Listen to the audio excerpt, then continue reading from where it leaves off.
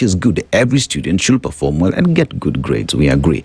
But we also have quality in terms of the number of teachers that we need to be able to deliver on this new system. Quality in terms of that will aid in the development and getting the good grades, or just overall performance, whether someone is in the sports, whether someone wants to be the next big Prince Inda in the industry. All that speak about the quality that we talk about today. One asks the question, from where we sit as from where you sit as an educationist, is quality of education something that is keenly looked at by the government and say, this is the standard within which we treat ourselves to? Or are we just offering education for the sake of having numbers and say, we produced 1 million students at the end of the year?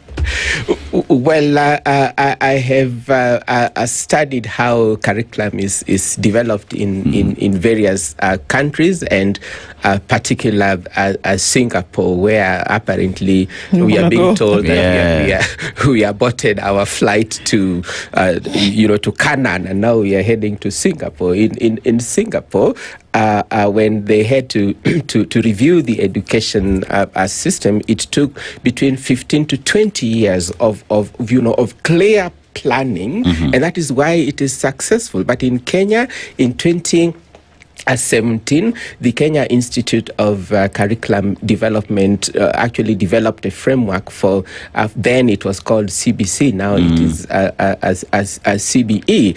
And today it is 9 years since the current grade 10 were in grade 9. Now, you want to tell me that the government is not aware that for the next 9 years, these children would be in grade 10. And that is why I still call out the incompetence of the Ministry of Education. Look at these facts, Dennis and do. As we speak now, teachers who are trained in the former system, the 844, they went through the so-called retooling and so on and so forth. But if you look at the studies across Kenya from different counties like Makueni, Kisumu, and so on, the teachers have demonstrated and actually said that they are ill prepared for the CBE. You cannot take a teacher through a crash course of 3 weeks, then you think they are competent enough. That also said, CBE has introduced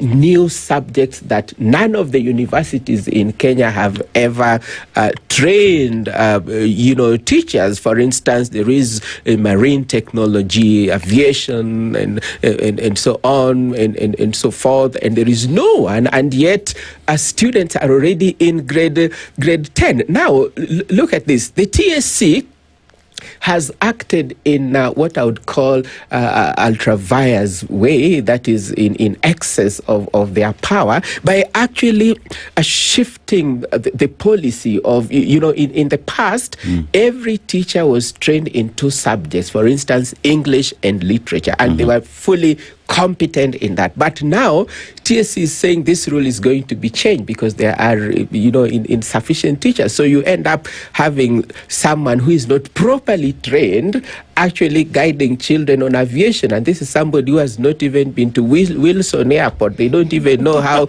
the cockpit looks like, really.